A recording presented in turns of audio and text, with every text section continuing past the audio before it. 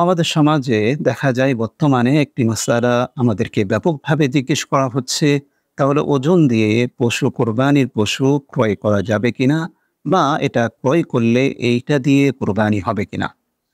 তো আমরা দেখতে পাই আমাদের বর্তমান হাট বাজারে যে সমস্ত কোরবানির পশুগুলোকে বিক্রি করা হয়, গরু হোক বা মহিষ হোক বা ছাগল হোক, এগুলোকে ২ পদ্ধতিতেই বা ২ সুরতে ওজন করে পরিমাপ করে বিক্রি করা হয়। ১ম সুরত হলো, মনে করুন কোনো একটা গরু, এটাকে ওজন বা পরিমাপ করা হলো।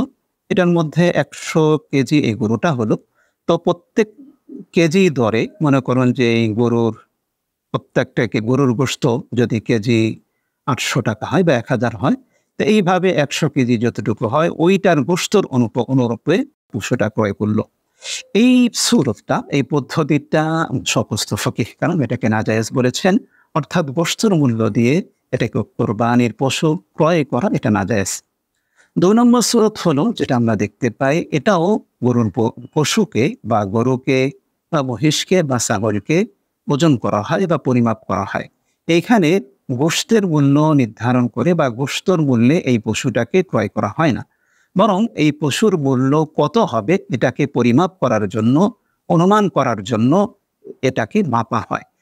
এইজন্য ২য় পদ্ধতি যেটা, এই পদ্ধতিতে পশু ওজন করে গোশতের মূল্য নির্ধারণ না করে শুধুমাত্র এই পশুর কত মূল্য হবে এটা নির্ধারণ করে যদি পশু ক্রয়-বিক্রয় করা হয় তাহলে বৈধ। এই যে ওজন করে পরিমাপ করে পশু বিক্রি করাটা বর্তমানে এটা আমাদের সমাজের মধ্যে ব্যাপকভাবে প্রচলিত হয়ে গিয়েছে। তো এইজন্য পশু কোরবানির পশু এটাকে পরিমাপ বা ওজন করে ২য় সুরতে বৈধ রয়েছে, ১ম সুরতটা বৈধ নেই।